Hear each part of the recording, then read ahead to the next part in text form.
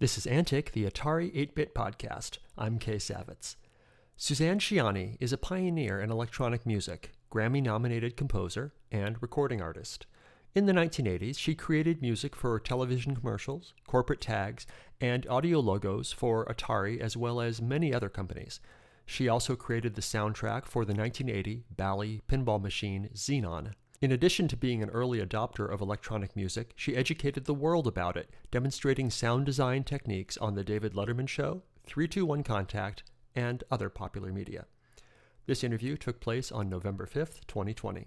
My role, being, in electronic music at a time when it wasn't very well understood was kind of educational. I did a lot of things for various companies, Roland, Yamaha. I did a tour, I remember, with Roland where we were talking to kids. I did a lot of TV things, 321 Contact, and things that spoke to, tried to close the gap a little bit between what was going on in technology and young people, So I'd get a lot of feedback over my life from people who are much younger than I, who said, "Oh, I saw you when I was 10, and it made such an impact on me," and all that. So I know that there was an outreach that was effective in those days, and Atari was, one of our.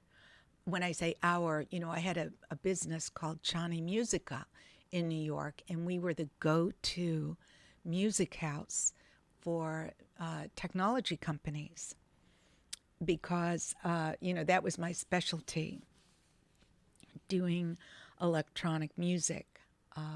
But I don't want to ramble on and on. You tell me what you want to know. It's interesting you were in an industry, a new music industry, where you had to teach people what it was. I watched the 321 Contact clip, which was adorable, and I watched you on Letterman, and he seemed like completely confused. And it's like nobody ever in the 1700s had to go around and like explain a cello. It just made sense, right? Right. Yeah, I mean, you had to educate your audience in order to be heard, really, because there was no understanding. So there was no listening in many cases. It was frustrating. Yeah. Okay, so you, as I understand it, please correct me if I'm wrong. Tell me everything that I'm wrong about. You're in New York. You're a starving, struggling musician, and trying to learn electronic music and get it out into the world. And you decide that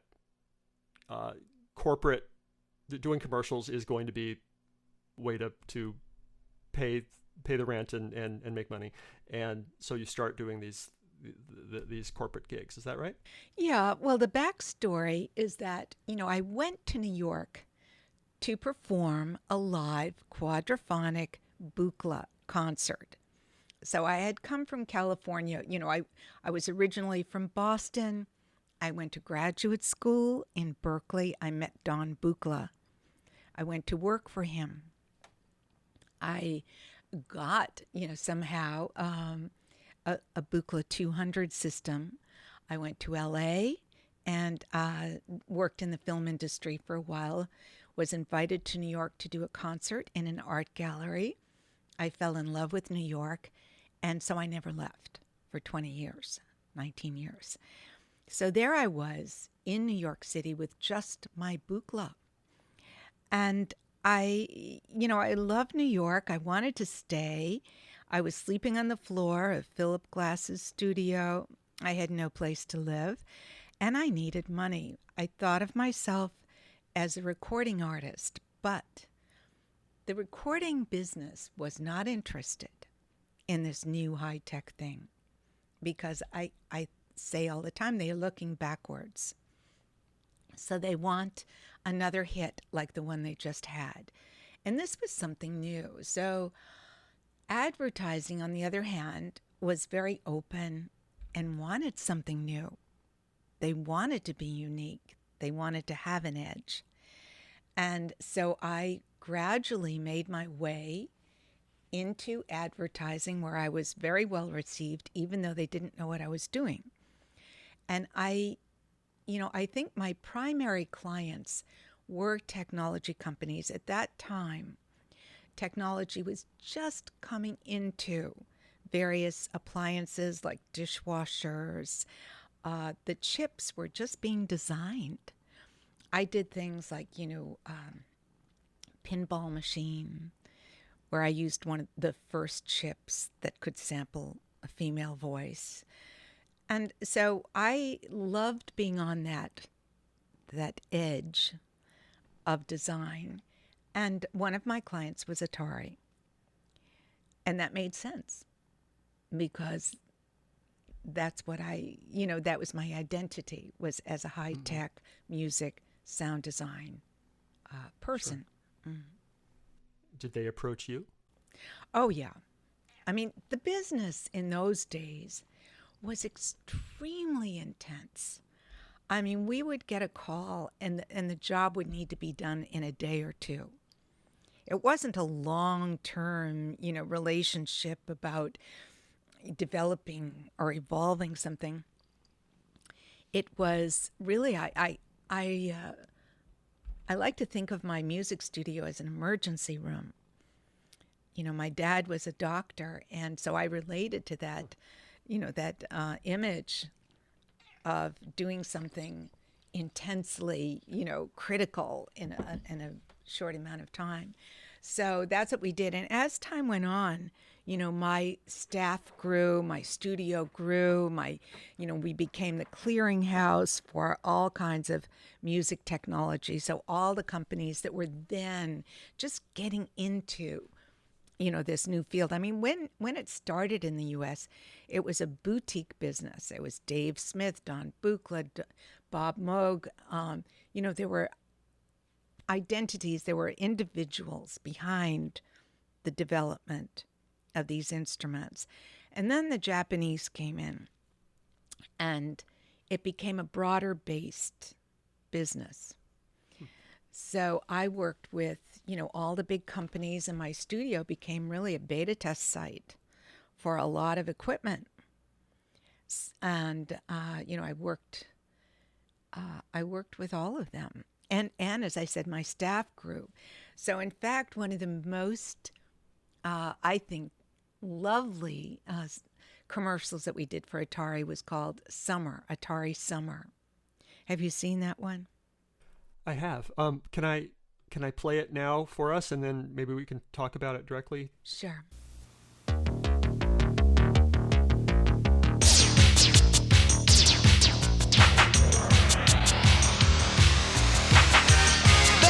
Centipede, Galaxian. Now where you been? You'll make the days roll on by, blasting bugs out of the sky. Well, you know deep down that it's gonna be a hummer, 'cause nobody's hotter than Atari this summer. Nobody's hotter than Atari this summer. This summer, the really hot video games come from Atari. We've got Centipede, Ms. Pac-Man, Vanguard, and Galaxian. If you thought it was going to be just another summer, Atari is going to turn your head around. The hot names, the hot games, the hot deals. Yeah, it's gonna be a hummer, 'cause nobody's hotter than Atari this summer. Nobody's hotter than Atari this summer. No! Tell me about making that. Okay, well, I just love that spot. And actually, that appears in my documentary, right? I don't know if you've seen that, but I haven't, no. Oh, okay. It's called A Life in Waves, and it documents, my life and career. This spot, I am reminded by my old associates in Ciani Musica. I have asked them about their memories. And this spot is really a synthesis of many talents. Of course, my talent was producing and, being responsible for the entire project. But Chris Inuzzi, who's still an artist in electronics, he laid down the bass line. Lance Massey helped with some of the percussion on a Lindrum machine. John Fiore was an amazing singer who'd just come into the jingle business, and he could just, fill a track with his amazing voice. My engineer was Leslie Mona. She was a brilliant woman engineer who knew how to, deal with this new sound, because I always say that the women, they weren't deeply invested in the old infrastructure. And so they had, a new listening for the new sound that we were doing. David Nichtern, he's well known for writing Midnight on the Oasis. That was his big hit song. And I was reminded that he helped in the writing of the song. Elliot Randall, who played with, he's a world-class guitar player who played with Steely Dan or, everybody. And he played the guitar in this. So, and it was a visual commercial. So it had, lots of effects. All these effects were recreated because there was, we didn't have recordings of the sound effects. So I frequently had to recreate sounds, like when I did, worked on the disco version of Star Wars. So my job in that was to recreate some of the sound effects that occurred in the film. And I could do that because I had a very powerful instrument, the Buchla 200. And that was such a versatile machine. Once you got into the mindset of deconstructing sounds in your head, you could reconstruct them. And the Buchla gave a lot of opportunity to do that, if you understood it. So that's the story of Atari Summer. It was so much fun to do. Is that one of those emergency room gigs that you knocked out in a couple of days with all those people? Everything was like that. Everything was like that. If people came to us and we said, what's your deadline? And they said, 2 weeks, we'd say, well, come back when you're ready. Nice. So that's how it worked. Yeah.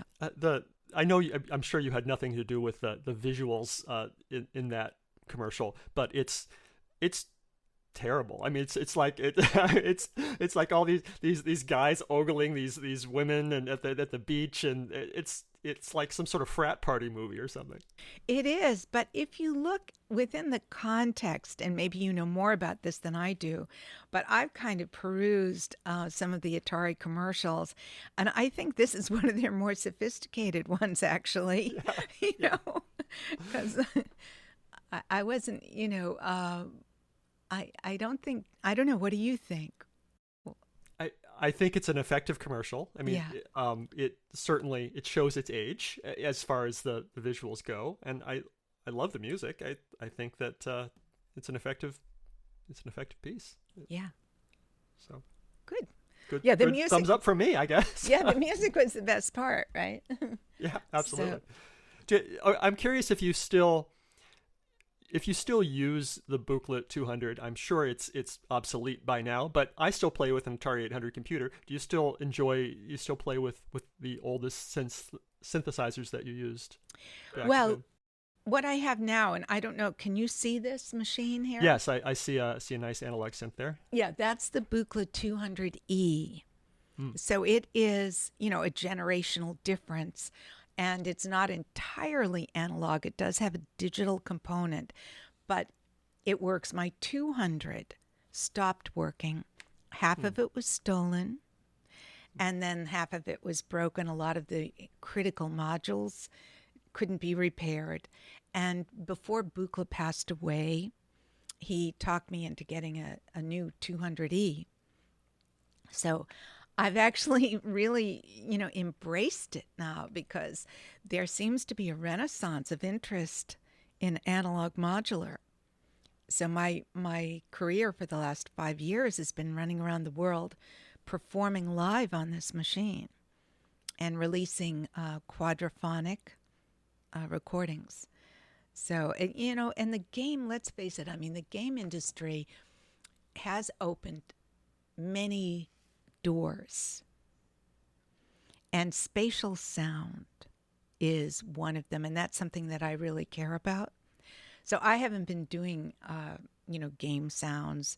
I certainly did them in my past, but I do appreciate that they have opened up an interest in spatial sound. Did you play games then? You had said in an interview that they sent you a system, you learned the vocabulary, the audio vocabulary of the games. Did you play games then? Do you play games now? Do I play? I play Boggle. I think you have to grow up, with those little interfaces, extensions of your hands. My nephew plays games, and I could never keep up with him. So, no, I didn't. I mean, when I did the pinball game, the Xenon game, I got involved. I had never played pinball, but I loved it. I mean, I loved learning about the game and understanding the dynamics of it. So I don't think it's as part of a total, job that you're doing to learn enough about it in order to interact and interface with it, effectively. But no, I was not a game person. Mm-mm. You mentioned spatial sound, and I believe you've been into quadraphonic for a long time. But that was way ahead of its time. I think you turned down a gig at Lincoln Center because you wanted quadraphonic, and they said they wouldn't do it technically. But now, heck, I have a surround sound system in my house. That, it's nothing. It's so you were way ahead, cutting edge, weren't you? Yeah, that's an interesting story, actually, because, the Buchla was quadraphonic from the beginning. With the 200 system, which was not the very beginning. But by the time I came in, when I worked at Buchla's, we were building the 200 systems, and it had a 227 quadraphonic interface. And so that's what I grew up on in electronic performance music, quad. That's all I knew. And to this day, I don't perform unless it's in quad. We had, as an industry, the music industry had a flirtation with quadraphonic. And there were formats SQ and QS, and there were even quad LPs. But it died. It died because I think there was just no content.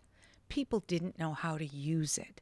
It didn't make sense to take something that didn't generate the space and apply a space post-production. They thought, well, maybe, what is it about? Well, maybe it's about replicating the concert hall. Maybe we use 2 speakers in the front up for the stage, and we put 2 speakers in the back for the back of the hall. And of course, that wasn't interesting at all. So it died.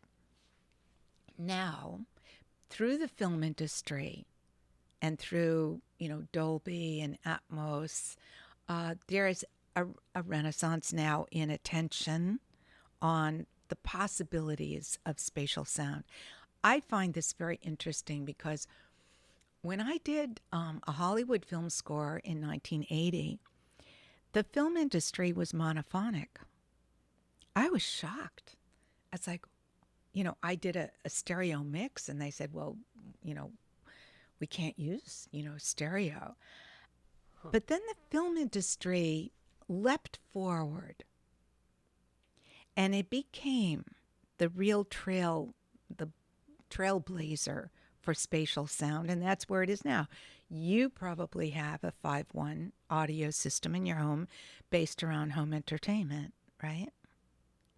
I have Atmos, but yeah. Oh, you have Atmos, okay. Well, I'm thinking of remixing, my first 2 albums in Atmos. Oh, neat. Yeah. So we'll see. We'll see what happens. Can we listen to your other pieces and see if you have any memories or talk about it? I have a couple more. Okay. Atari things. All right. This one was for the commercial for the Liberator arcade game. Okay. 3, 2, 1.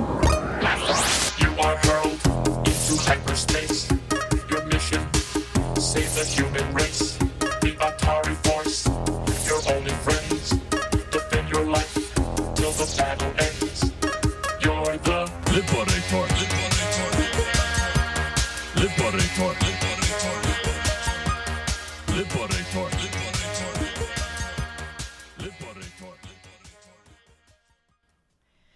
Yeah, I love that one. That one I went do on too. for a while. I think there was a 1 minute version of that, and I can't remember the visuals. I think there were visuals with that, but I'm not now. I can't remember. I was unable to find them. If, Oh, okay.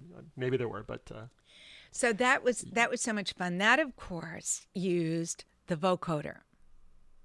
So I worked with Harold Bode, Bode, who is acknowledged as the inventor of the vocoder, but I know there are people that are just deep into vocoding who might disagree. I don't know, but he was at Bell Labs, and I have a Bode vocoder right here sitting in front of me right now.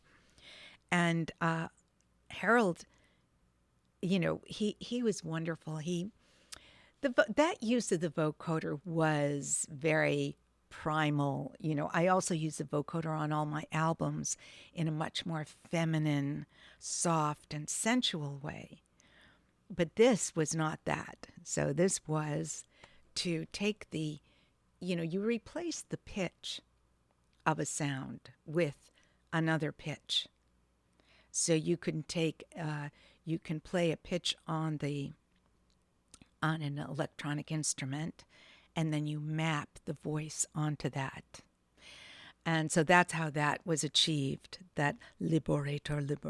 Okay, so that can be my voice, and I can put it down in a lower range and establish just a set robotic pitch for that.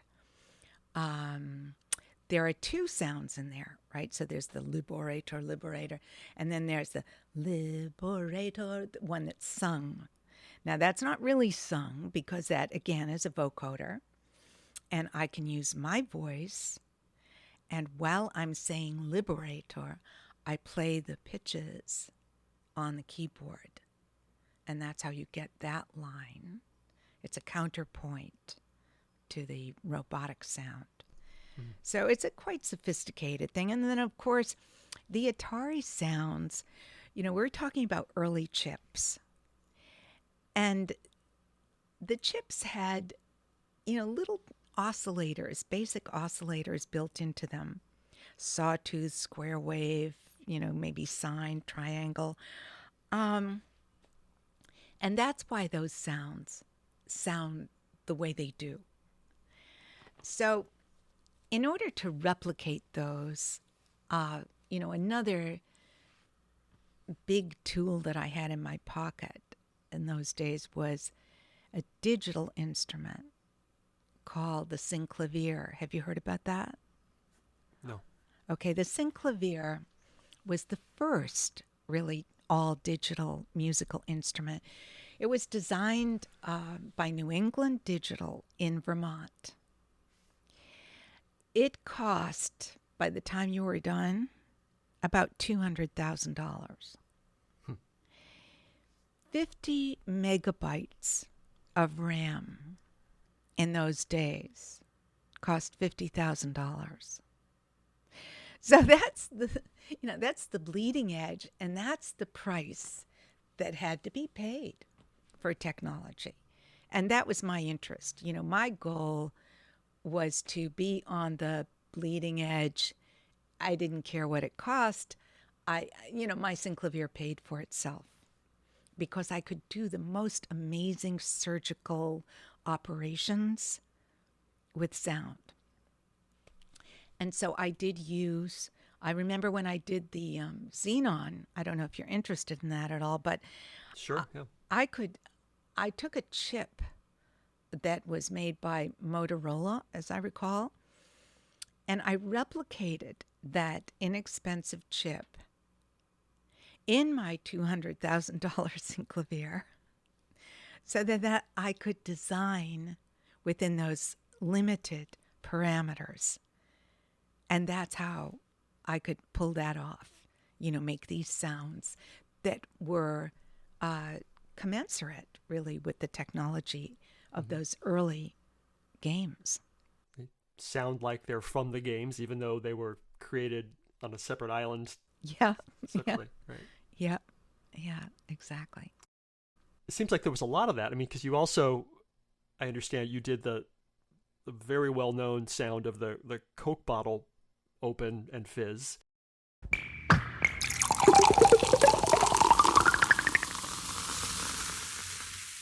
Which anybody probably in the world would have thought that somebody just did a nice high-quality recording of someone opening a Coke bottle, but it wasn't. It was you. Right. I mean, if you listen to those bubbles, I mean, they're definitely, designed. They go up through the harmonic range. Yeah. But, that's what I noticed in sound design was that very often the real sound was not as communicative as a designed sound, and the designed sound could be accepted for real. It's an idealization of something, but it connoted, it represented that thing, and so we accepted it as that thing. That idealized, but it was idealized. It was perfect. Those bubbles were perfect, right? And, I sometimes talk about, a job I had to make the sound of a potato chip being bitten. And, I designed the sound. If you recorded the potato chip, it was like very disappointing. But I could design, multi tracks, every little tiny, inflection and edge. I could do the salt spray, when you could imagine that, so you got to kind of enhance the experience of the sound. That's what we did. I just imagine you just like biting into a chip, throwing it on the ground, biting it out, just testing, what is the chip? What is the sound of a chip? What is chip? Right. But, it's funny because I did hear recently a Coca-Cola commercial where they did just record the sound of a glass being filled. Have you seen that one? I think so. Yeah. Yeah. So, I don't know. Yeah. That's fine too. I mean, there are more enhanced ways now of recording. We can record ambisonically, binaurally. Well, we could back then too. I mean, binaural isn't new. Sure. Yeah. I have two more very short Atari things to play. We can talk about if you like. Okay. Atari game logo. Atari video games.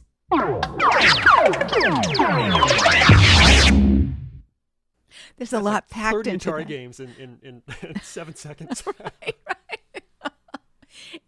It was densely packed. How long was that? 7 seconds, including you saying Atari video games at the. Oh, okay. So. Okay. So the logo itself was what, 5 seconds? Four or 5 seconds. 4 or 5. Yeah. I mean, logos, which was one of my specialties back then. The shortest one that I ever did was 1/3 of a second. That was for the phone company. But they went, usually they went from 2 to 5 seconds. I did one for Columbia Pictures that had a 20-second version and a short version. So very often you did a very short version and a slightly longer one, but it was a microcosmic world in general. And I loved working in that microcosm. To me, that tiny space was a symphonic expression. You had a beginning, a middle, an end, a dynamic. And I think logos now, we're in a new time. That was a very intense logo. I think logos have relaxed a lot. When I first heard the Netflix logo, I thought, oh my. That is so vapid, whoa, couldn't they come up with something, But then the thing about a logo is that you hear it so much that it has a different kind of life cycle. It imprints on you, and it has value and power just through repetition. Of course, on the other hand, you need to make sure that it can withstand repetition. Because if a logo is too flat, it doesn't work. So it's a tricky thing. I love logo design. I can't say I'm as good at it now as I used to be, but Do you still do it? I just did one, last week. Yeah. Really? Yeah. Nice. Yeah, I can. If you definitely want me, it was for a Swedish company, and I do it from time to time. Nice. How do you feel about creating something that no one's ever going to know that you created, but a billion people are going to hear? It's not like, oh, it's a new Suzanne Ciani album. That's one thing, but then it's like, oh, here's some Swedish company's logo that a lot of people hear, but no one's going to know it was you. Well, that was the world I lived in. It was an anonymous world, and I never thought twice about it. And then Andy Votel at Finders Keepers Records asked me if he could put out some of my commercial work. And I thought, who'd want to hear that? I didn't even connect any value to it, really. But he put out, a compilation called Lixiviation. Do you know that one? Yes. Okay. And wow. I mean, everybody, there was a huge reaction to that. And I thought, okay, I guess I did do something, because it was so anonymous that, my family always knew. I'd go home for Thanksgiving and we'd watch TV, and I was on every 10 minutes, and, they'd say, oh, Susie did that, So, I guess you'd say it was an anonymous art form. And how did I feel about it? I mean, they paid me very, very well to do those things. So Sure. I was a gun for hire. And the reason, that I was a gun for hire, I mean, I loved designing these things and working as an artist, but I also wanted the money so that I could do my albums. So I self-produced, my first two albums, 7 Waves and The Velocity of Love. And they were very expensive because, as I say, I was very committed to the technology of the time. And I, let's just say that I took an uncompromising stand for quality. Do people care? I don't know. Do people recognize quality? I don't know. But it is my world, and I'm aware of it. So now, just this week, we're doing transfers of the multi-tracks for 7 Waves. And so into a digital format because the tapes deteriorate. And as I mentioned, the plan is maybe to do a remix in Atmos. I don't know. We'll see. Nice. Yeah. So these things were all created digitally, obviously, but then they had to be saved to analog tape. Well, they were analog also. I mean, my instrument, the buchla, was an analog instrument. Oh, sure. Yeah. So it was, right. The instruments were analog and analog, digital, analog, whatever. Yeah. And they got recorded onto, in those days, I mean, you can imagine, first of all, when you're dealing with these little microscopic pieces of sound, you have a lot of channels that you're mixing, and it wasn't done in a computer. The mixes were analog. And before, there was a memory system that came in, NECAM, which is a disc-based mixing console with a memory. And that was so wonderful when it came in, because other than that, you're live mixing sometimes 48 channels, it was different challenge back then to assimilate all these tiny ingredients into the salad dressing. So now doing Atmos, I'm curious what it's going to be like to remix all these things, because now it can be done digitally with very refined control of parameters. Yeah. Sure. All right, the last one I have is Atari Corporate Tag. Atari Corporate Tag.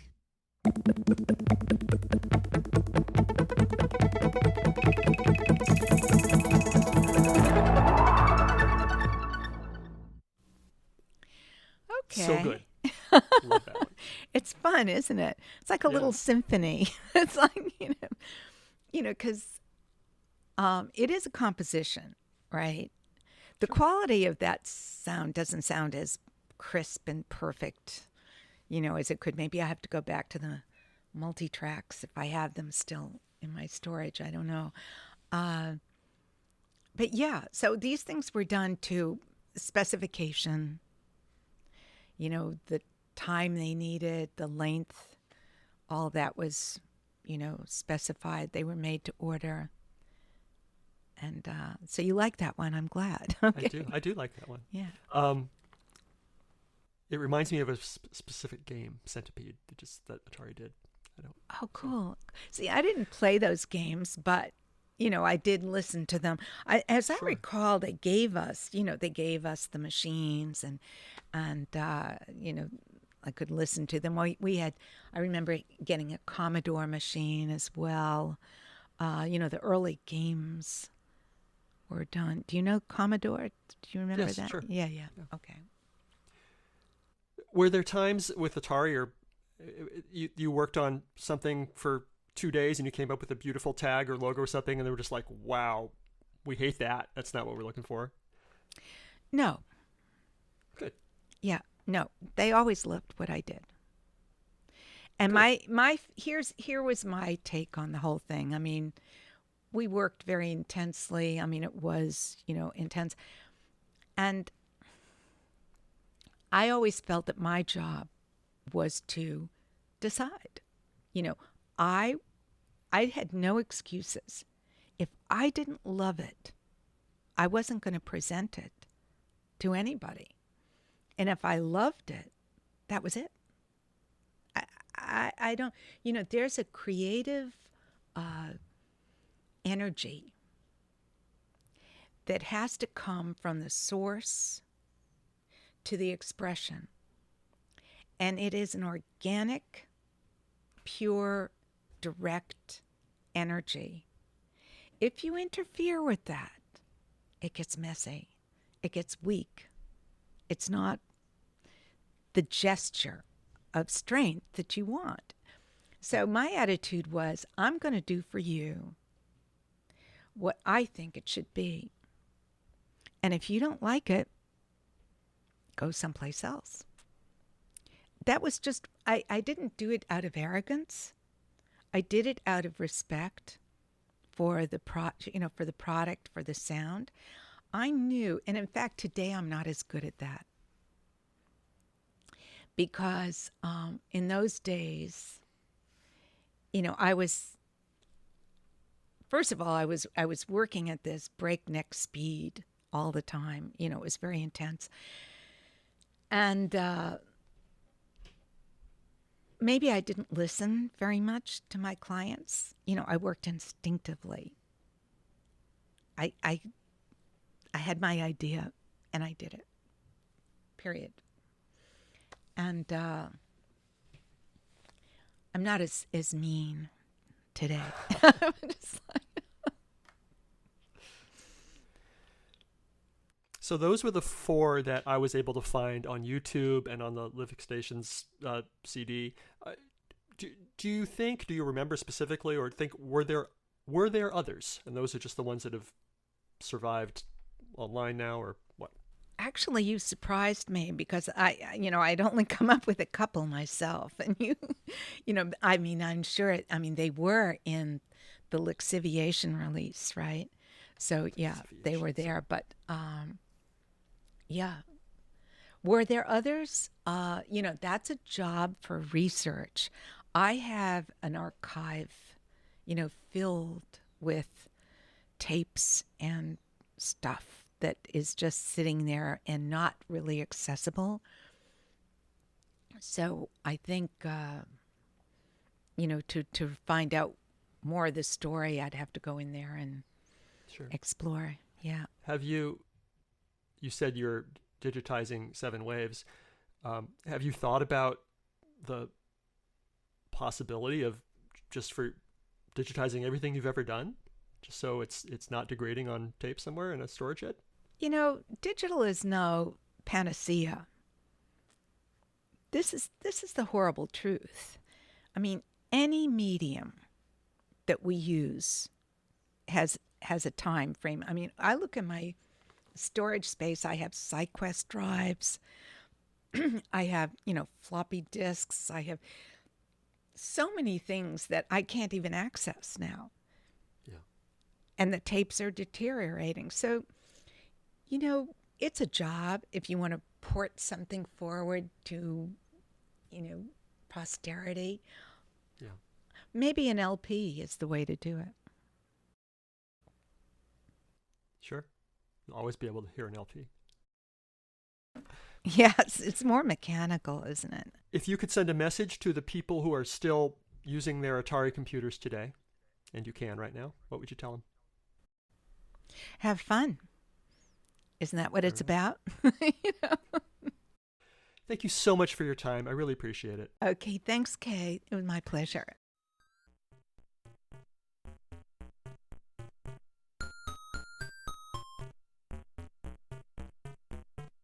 If you enjoy these interviews and would like to contribute, make a tax-deductible contribution to the Internet Archive, a nonprofit digital library that has done incredible things to preserve computer history. Make your tax-deductible contribution at archive.org/donate.